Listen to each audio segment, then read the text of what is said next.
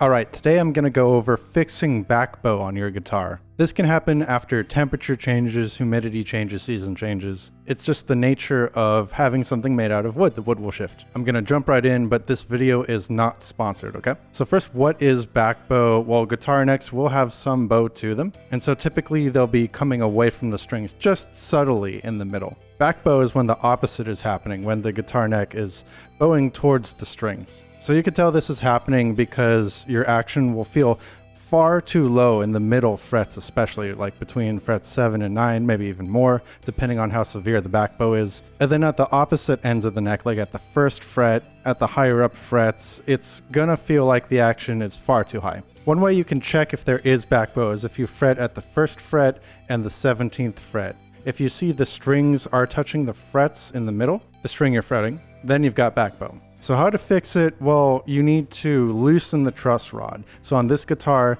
there's a truss rod cover at the headstock.